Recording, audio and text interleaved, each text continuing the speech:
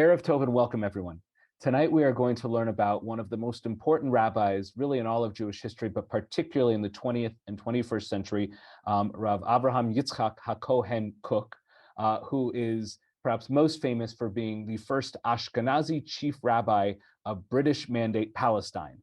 The reason for that long title is, well, many Jews were now living in what would become the land of Israel. It wasn't formally our country yet, but he was one of the first leaders. But the reason that's so important, and in fact, particularly relevant for right now, as we're recording this class, is in Israel. They are having some very contentious elections. And one of the challenges they're dealing with is the political reality of the balance between having a Jewish state, having a large Arab population, having an observant population and a secular population. And one of the things that Rav Kook struggled with, and in many ways dealt with beautifully, is trying to find the balance between his deeply traditional background, and he was quite brilliant and very well educated in traditional studies, and modernity. And one of the things that he was really a part of is this political movement that has changed a lot over the past century called religious Zionism.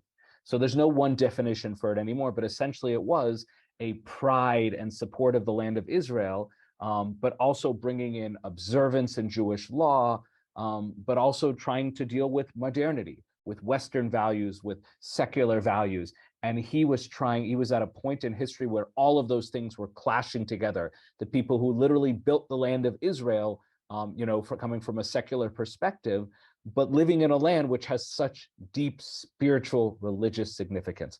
So what we're going to do tonight is two things. First, we're going to watch a video. It's about 10 minutes. It's an excellent overview of Rav Kook's life. And it does a couple things. Besides a general biography of his background, it also helps put him in context. What were some of the things going on in the world that would have influenced some of his philosophy? And the other thing it really focuses on is his ability, his desire to try and bridge the gap between his very religious world, what we might call ultra-Orthodox today, and the secular world. There are many other beautiful ideas about modernity, and we'll learn more of those when we go into actual sources and read inside some of his poetic and challenging words.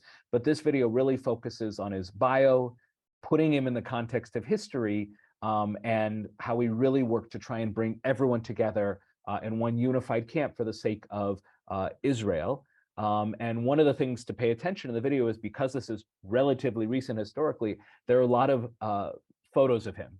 And you can pay attention to some of the very cool historical figures he met in history. So I'm going to go ahead and share my screen and optimize it for video, and we'll go right into the video. Well, that's not good. Can everyone, Elizabeth, can you hear me? Okay, great. I'm going to start the video. I just want a thumbs up, Elizabeth, as long as you can hear the video. That's the most important thing. Imagine the highest ranking rabbi in Israel, with a long flowing beard and robes, who not only got along with the most anti-religious Jews he knew, but actually blessed them and even danced with them. Well, that rabbi actually existed. His name was Rabbi Abraham Yitzchak Kook, and his life was marked by lots of surprising moments in which he reached across the religious divide when others simply would not. So who was this unique man? And what both enabled and inspired him to build these unlikely bridges at a critical moment in the Zionist story?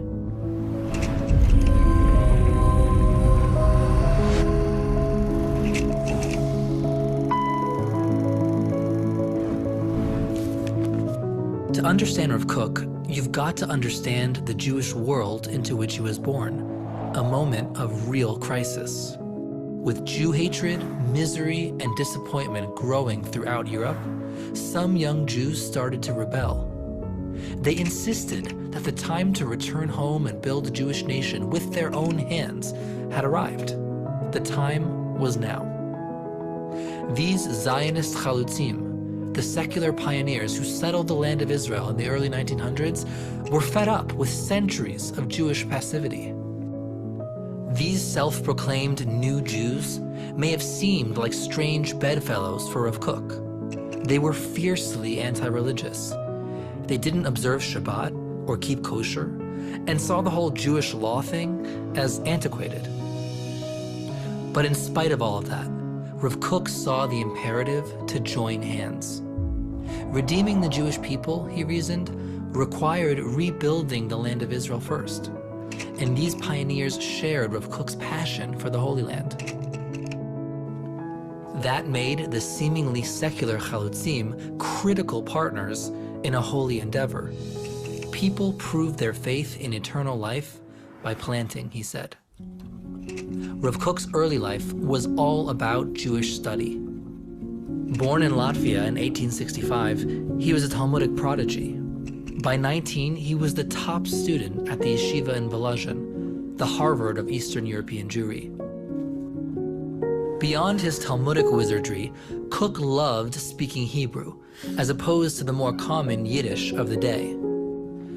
Usually, religious Jews suspected Hebrew-speaking Jews of being those secularizing, modernizing Zionists, the Jewish nationalists rushing to build a state. But young Abraham Isaac had such a deep, mystical connection to God that no student doubted his piety. By 23, Kook was serving as a rabbi in Zimmel, Lithuania. A year later, his wife died suddenly, and he married his wife's cousin at his father-in-law's request, as that's what they did in those days. Arriving in 1904 in what was then known as Palestine, he became the chief rabbi of Jaffa and the new agricultural settlements popping up around there. When Theodor Herzl, the founder of modern Zionism, died barely 2 months later at the age of 44, Rav Kook, as he was known, had a dilemma. Rabbis were not supposed to eulogize secular rebels against orthodoxy like Herzl. But how could the chief rabbi of Jaffa not honor his people's desire to honor this great Jewish leader? The mourners were shocked and reeling. Herzl had died so young, and so many Jews had placed such high hopes in him. As Rav Kook rose at the memorial service, everyone wondered, what would this new rabbi say? Rav Kook talked about Joseph the dreamer, who, like Herzl, was in many ways assimilated, but devoted to his people. When he rose to power in Egypt, Joseph became a practical leader, the provider of food and of hope to his people and others, practicing universal values. Kook then talked about Joseph's brother Judah, who was a more spiritual leader and more focused on their particular tribe, the Israelites. Jewish history is about the universal and the particular, the body and the soul, Kook said. The Jewish people need a Judah and a Joseph. Rav Kook not only figured out how to honor the secular Zionist leader, but without ever mentioning Herzl's name, he gave one of the most famous Bible lessons and memorable non-eulogy eulogies in Jewish history. After Herzl's death, the small Jewish community of Palestine remained deeply divided. The traditionalists, many of whose ancestors had never left the land, were very religious. Some even threatened Rav Kook for being too accommodating to these young pioneering Zionists, returning to revive the Jewish people in their ancient homeland. Despite the pioneers' secular rebellion against the dominant Jewish theology of the time, Kook blessed them for redeeming the land and the Jewish people. That which is holy will become renewed, and that which is new will become holy, he said. Rav Kook appreciated the holiness in the land, in nature's basic life cycle, and he saw the Torah, the 5 books of Moses, the Jewish law, as filled with opportunities to celebrate those everyday miracles, in special blessings, in land-based rituals, in the Jewish holidays centered around reaping or harvesting. The Jewish people's connection to the Holy Land was historic too. Rav Kook saw in these young intellectuals turned farmers biblical figures. Abraham and Sarah, who first reached the land of Israel. Isaac and Rebekah, who prospered in the land of Israel. Moses and Miriam, who dreamed of the land of Israel. King David and King Solomon, who ruled the land of Israel. And millions of Jews throughout the millennia who found spiritual meaning by simply living their lives in the land of Israel, the land of the Jewish people, in their homeland, where they belonged.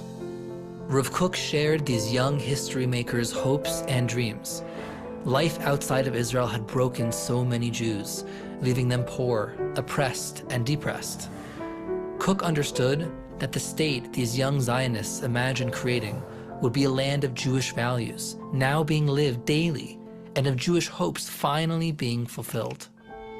Refusing to judge or fall into extremes, Kook struck an optimistic tone. The purely righteous do not complain of the dark, but increase the light. They do not complain of evil, but increase justice. They do not complain of heresy, but increase faith. They do not complain of ignorance, but increase wisdom. Whereas differences of opinion can lead to disagreements, the challenges of the time needed Jews of all backgrounds to rally behind a common cause, a return to Zion. Rav Kook kept looking for opportunities to show both the religious Jews and the non-observant Jews that they actually shared a common mission and vision rooted in the Jewish religion. Visiting the small agricultural village of Perea in 1913, founded by pioneers from St. Louis, Missouri and Eastern Europe, Kook proclaimed, "We need to bind together all Jews, from the oldest rabbi of Jerusalem to the youngest laborer of Perea." He then told the Jewish watchman wearing a Bedouin robe, "Let's exchange. I'll take your rabbinical cloak and you'll take mine." Celebrating the switch, Kook rejoiced. So it should also be on the inside, together in our hearts. With that, Kook, 3 other rabbis who had joined him, and these gruff pioneers danced into the night. This kind of bridge building helped legitimize these rebellious Jews in the eyes of religious Zionists, while helping legitimize Jewish tradition in the eyes of the secular Zionists. In the summer of 1914, Rav Kook visited Europe and found himself stranded when World War I began. Eventually, he served as a rabbi in London from 1916 to 1919, amid the negotiations and controversy surrounding the Balfour Declaration of November 2nd, 1917, which promised the Jews a national home. From there, he urged British Jews to support this breakthrough.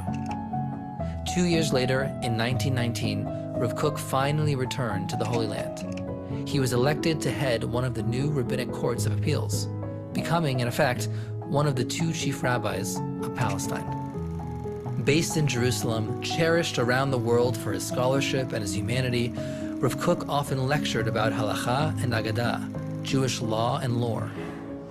In 1920, one of Rav Kook's students started organizing evening lectures more formally, calling it Merkaz Harav, the Rabbi's Center. 4 years later, Merkaz Harav became a yeshiva, and it remains one of the most important centers of learning in the Jewish world today. Over the years, Rav Kook became beloved throughout his homeland as Palestine's Jewish citizen #1. Beyond uniting religious and secular and rival farmer and labor groups, even clashing Jews and Arabs sometimes sat with him, seeking compromise and the way of peace. When Rav Kook died at the age of 70 in 1935, over 80,000 people lined the streets of Jerusalem as a police honor guard escorted his body from the yeshiva he founded to his resting place on the Mount of Olives. Movie theaters and shops were closed. Representatives from all corners of the Jewish world and from across the Zionist political spectrum came to pay their respects. To this day, people continue studying Rav Kook's writings and singing his songs. His words continue shaping religious Zionism while still inspiring millions to love the land and the people, the world, and humanity. In fact, in Israel today, nearly 90 years after his death, when a self-described atheistic Jew or a Jew with a huge yarmulke says, Harav, the rabbi, they mean one person and one person only, Rav Kook.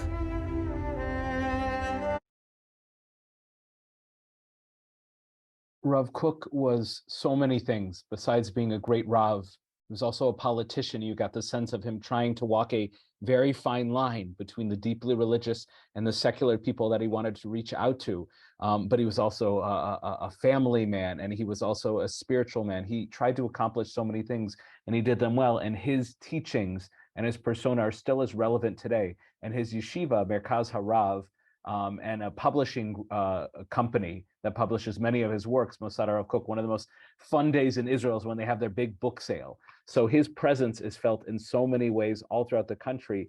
And almost every Orthodox dynamic rabbi in Israel, when you look at their Wikipedia page, probably says something like they studied under Rav Kook or they studied under his son, who continued his teachings. And I'll mention more about him in a moment.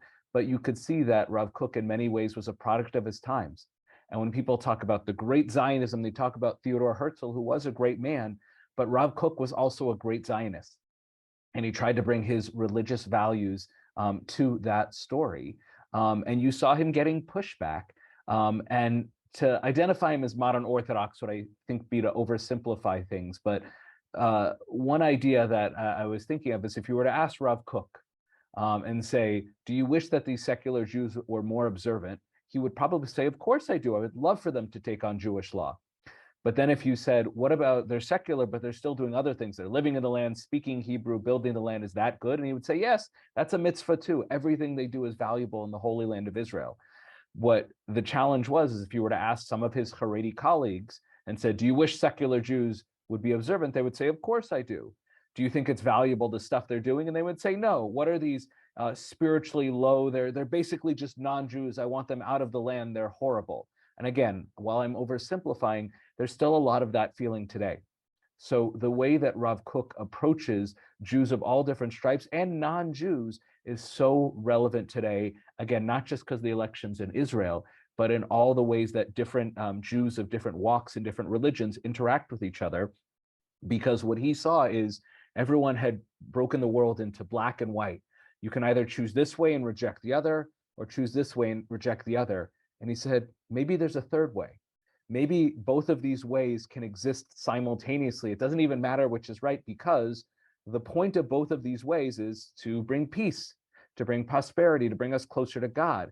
And maybe both of these paths in life can help bring us to that. And I think you'll see that in some of his writings. So before we jump into indeed reading some of his texts, are there any questions on the video or anything I've said up to this point?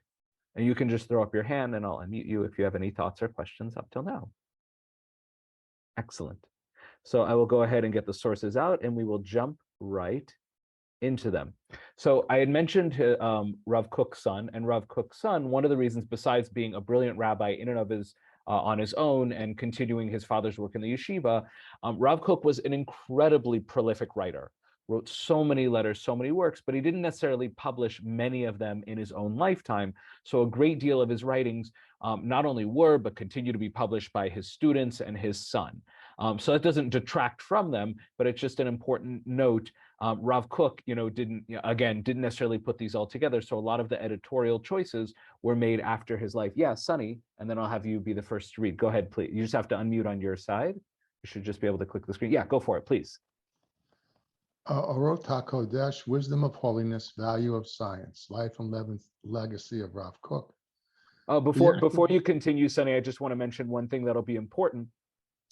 Rav Kook, and partly because of his brilliant mind, and a lot of very brilliant people are like this, partly because of his mystical nature, and partly because that's just his style, often wrote in a very dense poetic style.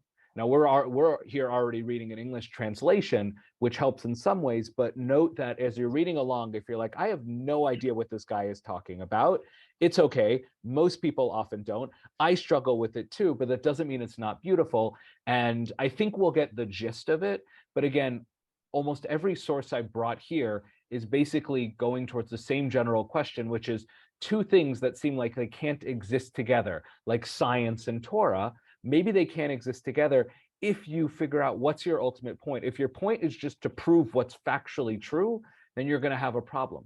If your point is connecting to God, the land of Israel, to other human beings, then you can make them work together. This is one of his most famous works, Orot HaKodesh, Lights of Holiness. Sonny, thank you. Please continue. The active wisdom. The active wisdom of the holy. Wisdom of the holy is exalted above all wisdom, in that it overturns the will and spiritual mental attribute of those that learn it to bring them closer to the very elevation by which it itself is intensified. This is not so regarding all the other worldly wisdoms. For even though they draw from sublime, beautiful, and noble ideas, they do not have this active attribute to extend the very essence of their ponderer toward their values.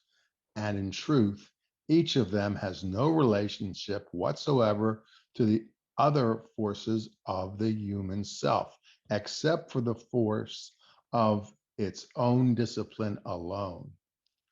And the reason for this is that all holy ideas come from the life source of the living, from the life foundation of all existence, and in them is the holy content to constitute multitudes of creations without end, to establish the heavens and form the earth, and all the more so to embed a new form and to imprint it on the soul of their ponderer.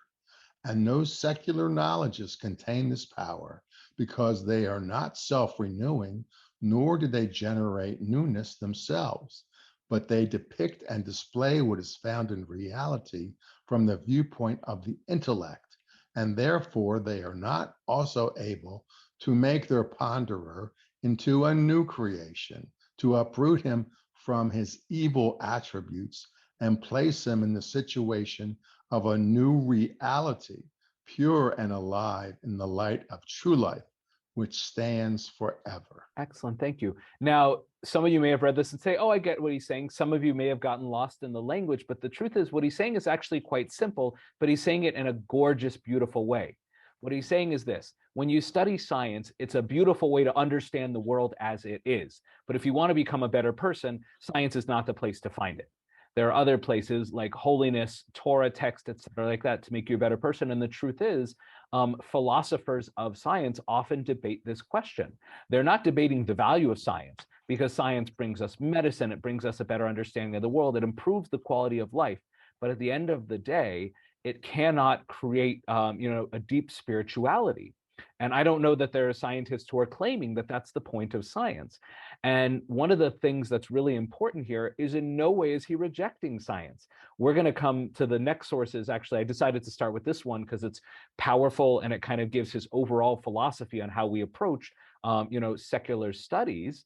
But ultimately saying it doesn't matter whether you reject them or accept them. What's more important is trying to become a better person. Having said that, implies Rav Kook, sciences have a value. They're wonderful and everything like that, but don't think that becoming a purely secular scientist is going to make you a better person, is going to make you kinder to other people. Now, there are scientists who say, no, there are ways to scientifically study ethics, etc., like that. But when you get into that area, you're not really in the sciences anymore. You're starting to get into the realm of philosophy and holy studies. And the reality is that ancient scientists and philosophers were basically in the same camp. They were all trying to figure out what's the meaning of life, how to live the good life, how to treat other people. And they also studied how do animals reproduce and stuff like that. So the world between scientists trying to understand our world and make it a better world, and philosophers and religious people trying to make us better people, those worlds can come in contact. But Rav Kook's point is that don't think you're going to find everything in a purely scientific world. You need to bring another component into it to become a better person. But in no way does he reject the value of secular studies. So any questions on that? Because that kind of approach that he takes, which is, this isn't about a conflict of science and religion. The point is, if you want to become a better person, that's the goal here. I'm not rejecting either one. I'm just saying, what's the right path to becoming a better person? Science is great, religion is great, but what's our ultimate goal? Any questions on this first source? Excellent. By the way, there are many other translations of Isarot HaKodesh, including ones with footnotes. And if you want any recommendations to try and break your teeth, like really study deeply Rav Kook, I'm happy to make suggestions. So this next one is also a very popular work of his called Shmona Kvatzim. There's a lot of Shmona, there's a lot of 8-sectioned works in different rabbinic studies. And Elizabeth, I'm going to go ahead and unmute you. And this one, now we're really getting into a specific challenge between evolution and the assumption that religious people have made. And again, he's going to accept the findings of evolution, but kind of, again, turn it on its head and say it really doesn't matter. Like, whether evolution is true or not is not the point here. It is true, But that's not what we're concerned with. So go ahead, Elizabeth, please, source number 2. The doctrine of evolution, which is at present conquering the world, aligns with the secrets of the world of the Kabbalah more than any other philosophical doctrines do. Evolution, which proceeds upon an avenue of elevation, provides the world with the principle of optimism, because how can we despair when we see that everything is developing and rising? And when we penetrate to the core of the principle of ascendant evolution, we find that within it, the topic of the divine is illuminated with absolute clarity, that precisely the actualized infinite one works to actualize that which is infinite in potential. Excellent, Elizabeth, thank you so much. And again, this is so beautiful how he did this. He said, everybody's talking about evolution and there's all these debates and stuff like that. And there, the people are saying, how dare you say that I evolved from monkeys, which by the way, is not at all what evolution says. It's completely misunderstanding of it. But the people are saying evolution implies that God didn't have a part in all of this and everything like that. And Rav Kook says, what are you talking about? Evolution says that the world is constantly improving, constantly getting better. God created a world in which there is infinite potential, and evolution is us watching God's potential take forth, that you could see these single-celled organisms develop into these incredibly complex things that could build buildings and write books of Torah. Evolution is God's hand in this world, and it's amazing because it shows the fact that our potential continues. Imagine what happened over billions of years and how quickly humans have evolved. Imagine with God's blessing what we can accomplish next. And what he's done there is it's no longer about the debates of evolution. Again, he seems to, and what my understanding is, he accepts it, but he says that's not what we're talking about here. We're talking about a value system and how to see God in this world and about optimism. And now he's taken the wind out of the sails of those who are arguing against evolution and those who are arguing for it and saying, guys, stop arguing over this kind of stuff. Let's focus on the positive practical takeaway. And he does that. The video, I think, emphasized it to some extent. He does that with everything. Stop fighting over the petty stuff. And again, what he actually believes or knows is almost secondary. He says, let's focus on what's actually important. And here's another really beautiful example of it. And I just want to point out the name of this work. I've been using the Hebrew names, Igrot HaRe'iyah. Igrot or Nigeret is just a fancy name for a letter, but Re'iyah is the acronym for his name. So it'd be Reish, Aleph, Yud is Rav Avraham Yitzchak HaKohen, and then Kook, when he did it in English. And here he takes a really big question, which I've been dealing with my own children on the way home from school about how old the earth is. Now, I've studied enough texts to find some beautiful answers how to deal with the proposed age of the world with how old the world actually is. But again, Rav Kook does a million times better. So let's see. Jane, I'm going to go ahead and unmute you. And would you please take this piece and how, again, notice how he starts by talking about the debate and he says, forget about the debates. And I won't mention one other thing is from a Kabbalistic perspective, and this is really important too. And he sort of mentions it here. There's actually a really fun book I'm reading, kind of a overview of Kabbalah. And again, Sonny and I wonder if he'd actually read this book. But if one reads and looks at the broad picture of Kabbalah and some of the ideas, you see a lot of things and like, that's the craziest thing I've ever heard, the way it's describing the nature of the universe, but it sounds like a black hole. It sounds like the Big Bang. It sounds exactly like the Big Bang.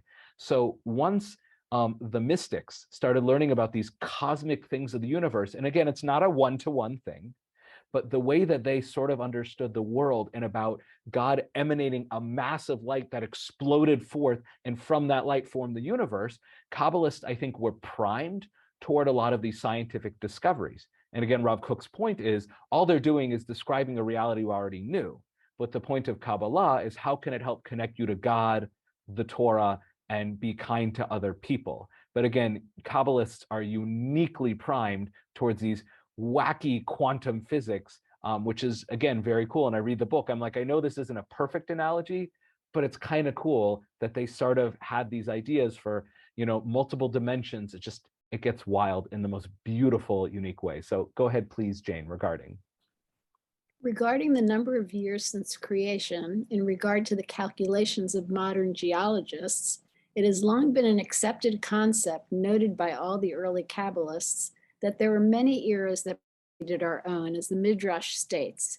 He created worlds and destroyed them. And the Zohar writes that there were types of men different from Adam, who is described in the Torah. But one must contemplate well the deep allegories which demand extensive explanation. Modern research tells us that the eras of creations, including man, have been discovered, but that there was no mass destruction between these eras. But these are assumptions that are up in the air with no conclusive proof, and one need not be concerned with them. But in truth, we do not need all of this. I just want to pause for, oh, sorry, Jane, I just want to pause for one go second. ahead. Because this Kabbalistic idea, which is really fascinating, is there is an explicit midrash that says that creation, the earth, our universe, has been created many, many times.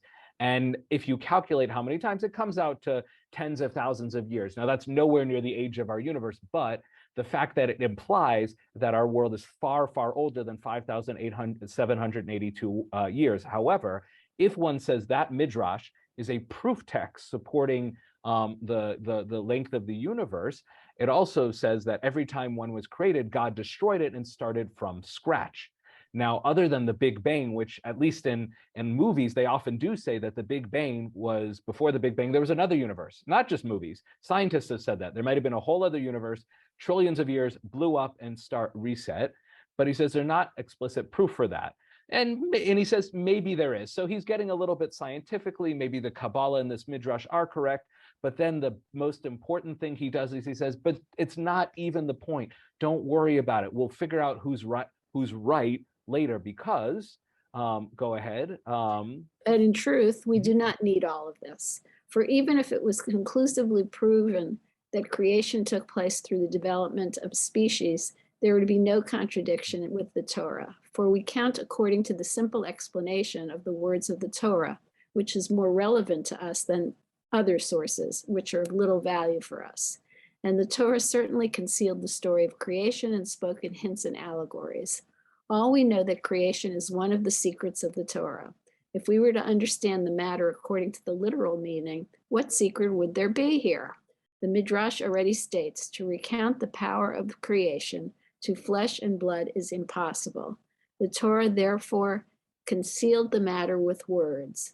In the beginning, God created. The main point is the conclusion that emerges from the discussion, to know God and true moral life. Thank you. Now, it's almost certain, I mean, it's more, of course, he studied Maimonides and Rambam. So he was aware that Rambam explicitly had said in his Guide for the Perplexed that basically the whole Torah up until really Moshe was allegory, not to detract from it, to say don't take things too literally.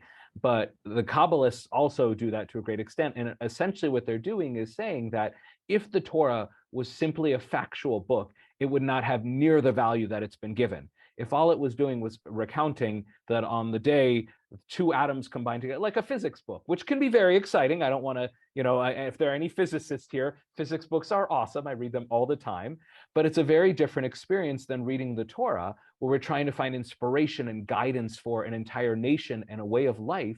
And what he's saying is, by the Torah being written in that purposefully vague way, it allows us to read between the lines. So again, at the end of the day, he is very much he is deeply, deeply a mystic.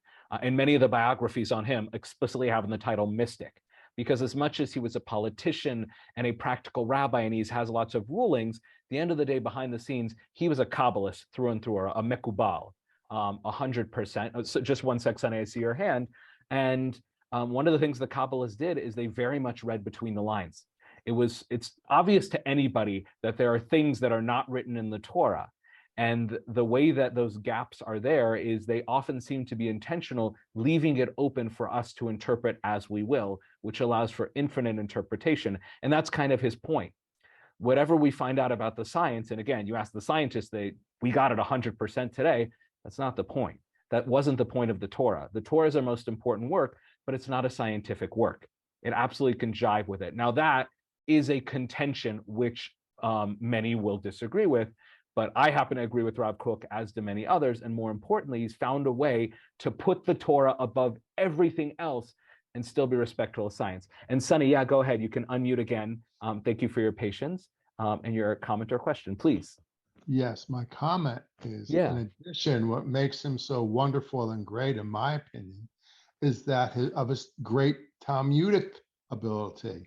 In other works we read where he would go over a particular section of a parsha, he would use Talmudic references numerous times and just so beautifully and eloquently. And as you said earlier, his writing here can be a little difficult, but he uses the Talmud beautifully to cite examples and explain his flowery dissertation. Yes. So first of all, thank you for pointing that out, because as the video had pointed out, he was also a teacher at the end of the day. He would give these regular lectures, and his lectures weren't necessarily as dense as this. And now, one of the reasons some of his works are challenges is because he brings in a lot of references and doesn't always explain them. But again, he didn't necessarily edit all of his works.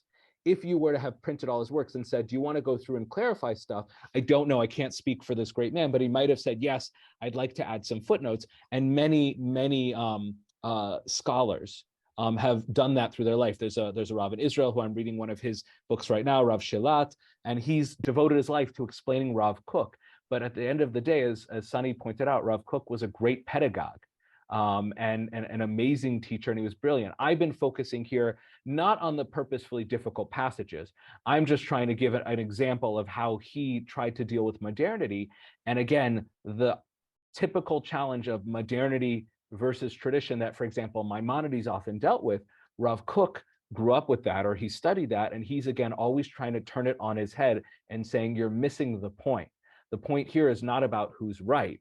And again, there's a wink, wink, nod, nod, where he says, I think the scientists are probably right, but I don't want to argue about that because I want everyone to be able to be present. And both the secular atheists or agnostics and the deeply religious can all agree that we're trying to create a better world. How you get there, we'll figure out the details later. And one of the things he did is he often exposed people to a traditional lifestyle in a beautiful, positive, embracing way, hoping that they would choose to take on some of those practices. And I don't know metrics, actual numbers, but I'm quite certain that he probably influenced many people to become more observant or to become more engaged with Torah. You know, someone who's a Rav Kook today would be like a Kiruv rabbi, someone, you know, bringing people closer, but he in many ways kind of set the standard. He was like the gold standard for a rabbi who works in the secular world, has the highest level of integrity, but can reach out with a loving hand instead of pushing people away. So this, I think, so we have two more sources here. So this one, again, the video talked about a little bit, and it's about his love of the land of Israel and the way he talks about it here. And let's see here, I'll take this one. The way he talks about the land of Israel and the importance of it is so beautiful. But again, one of the things that's so key here is it's not necessarily that you're an Orthodox Jew in the land of Israel. It's just anybody who has anything to do with the land of Israel, whether you're secular or religious, there's infinite value in that. It's great if you can be religious in the land of Israel as well, but just the very land of Israel, just being there is beautiful. And I actually talked to a secular Israeli years ago, and he said, think about it from the perspective of these secular Jews who value spirituality. They're living in the Holy Land of Israel. They're speaking the holy language of Hebrew. They may not keep strict kashrut, but they're probably eating a lot of kosher food. And again, by default, they're surrounded by holiness. And Rav Kook would say, yes, that's the beauty of the land of Israel. As secular as you all are, you're in Israel speaking Hebrew, surrounded by so much Torah, you can't get away from it. So he says in his work, Orot Me'ofel, which means light from the darkness. Again, his beautiful names for these works, whether he came up with them or his son or a later editor. The land of Israel is not an external thing. It's not a state of mind, an external national acquisition, a means to the goal of general unity and strengthening of the physical or even spiritual. The land of Israel is an intrinsic section of the nation, attached to it with a living bond, entwined with its existence and internal uniqueness. It is therefore impossible to explain the uniqueness of the sanctity of the land of Israel, to actualize the depths of love for her in any humanly rational way.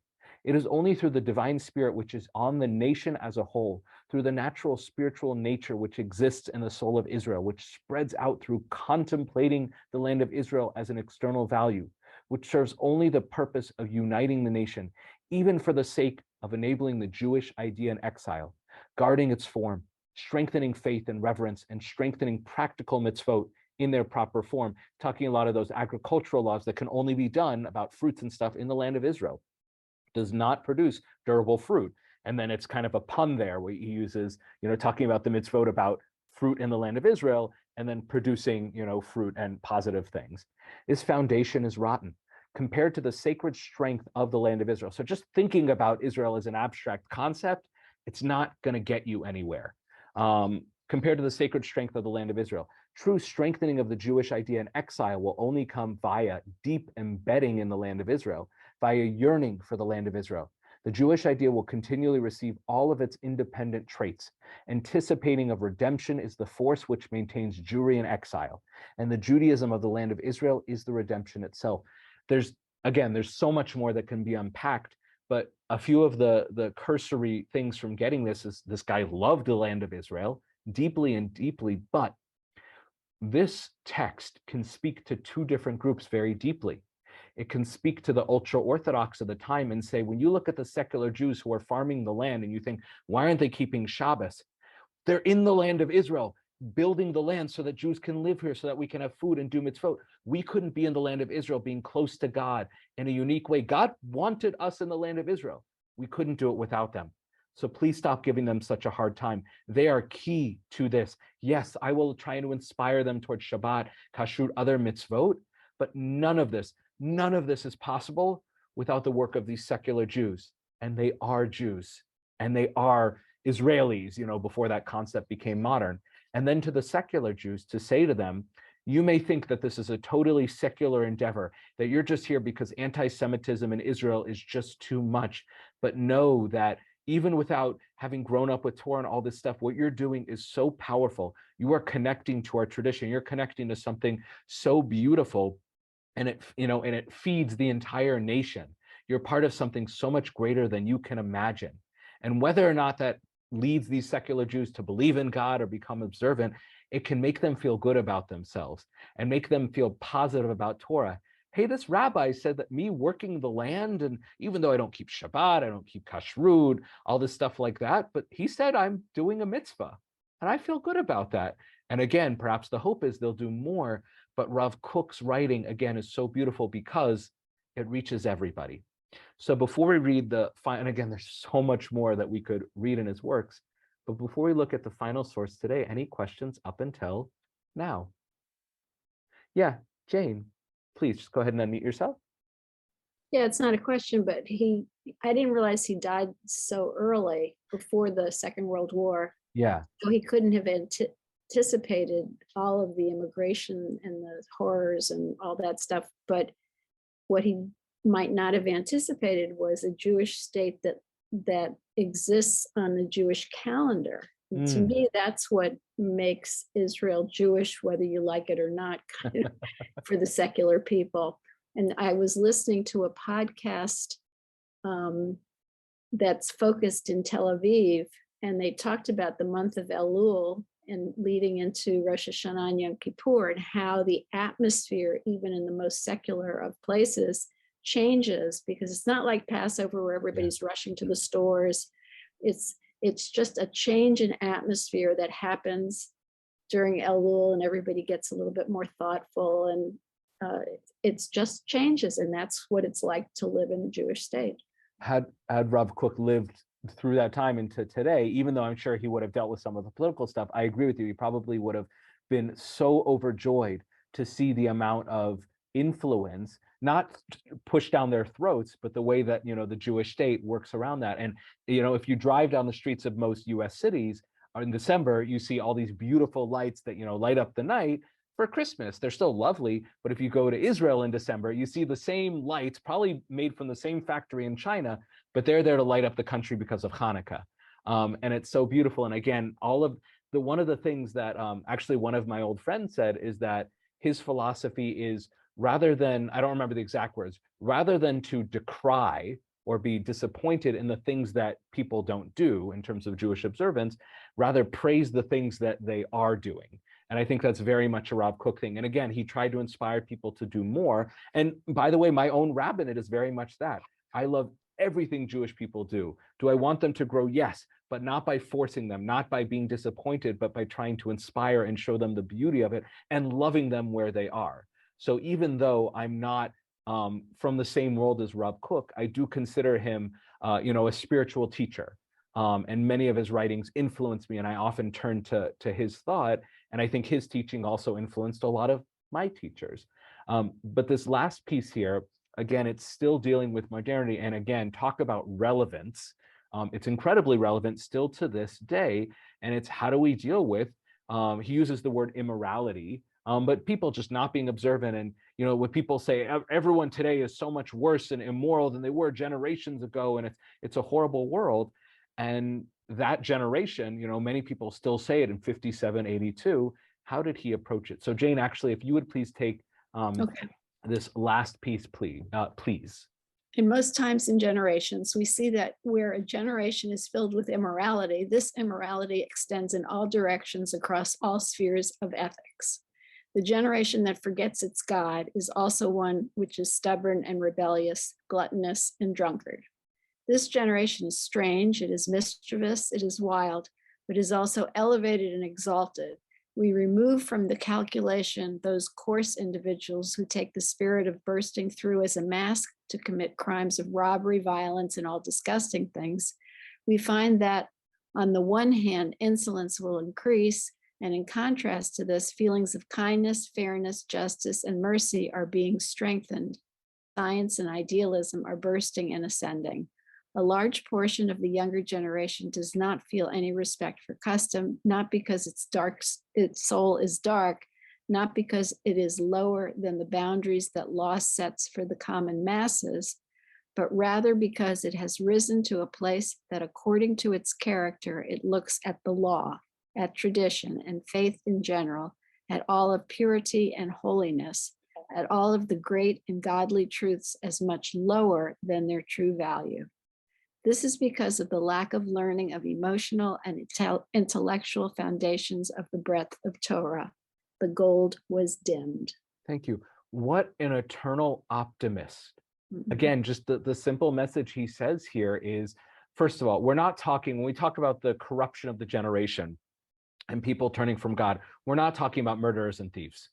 That is people making choices that really puts them beyond the pale. And that's been true even in the greatest of times, even in the times of Moshe, even in the times of the Garden of Eden. There's always been that darkness.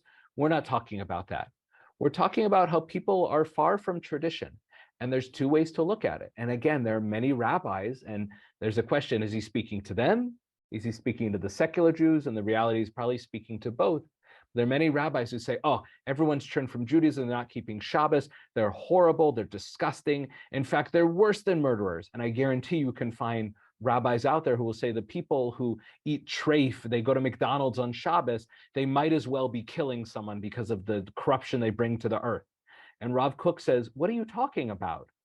Torah is beautiful, it's important, it's the path towards a good life, but they've never learned that.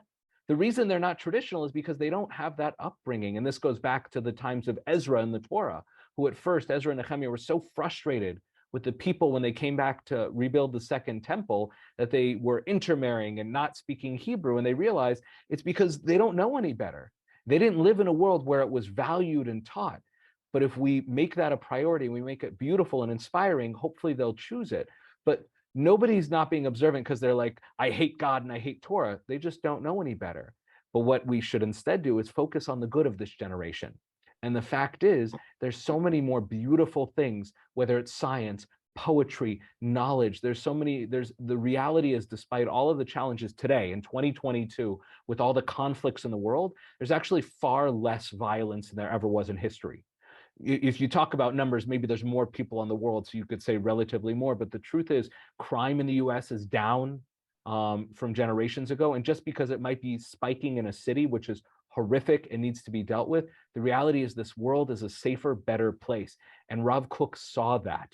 Now, as Jane pointed out, had he lived through the generation of the Holocaust, I don't know how he would have processed that.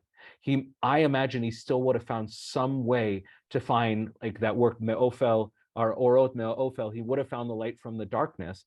But again, despite that incredibly dark moment in history, and unbelievably dark, the world is a better place. And there's so many incredible things. Man walking on the moon, the capacity to share knowledge instantaneously, the fact that we could have this class, he would look at all that and say, that's awesome.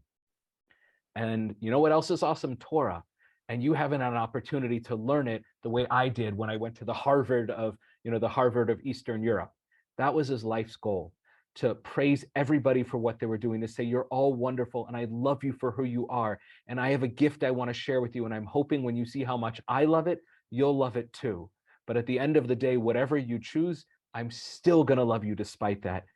Imagine if that's the way we approached everything in this world. I disagree with you. I think that you're incorrect, but I still love you for being a human being. And I'm going to do my best because I care about you to inspire you. And even if you still disagree with me, it's okay because you're another person and I respect you for that. Imagine if that's what more people were like. We need more Rav Kooks in this world. But the beauty is that everything that he taught and his students and the students of his son continue to this day. And perhaps some of you, if you haven't already learned his Torah or been inspired by him, maybe you want to pick it up. And again, I'm happy to recommend biographies, websites that have some of his Torah, but Rav Kook is alive and well. And there are many rabbis out there who try and devote their life to this Kookian way of approaching other Jews. And it really is inspiring, beautiful. And the truth is that this is probably a better path to uniting Jews than trying to say that every Jew needs to be observant, every Jew needs to be the same. Approach them with love, value them, and inspire them. There's really no better path than that. And that's why Rav Kook's Torah is still insanely popular today.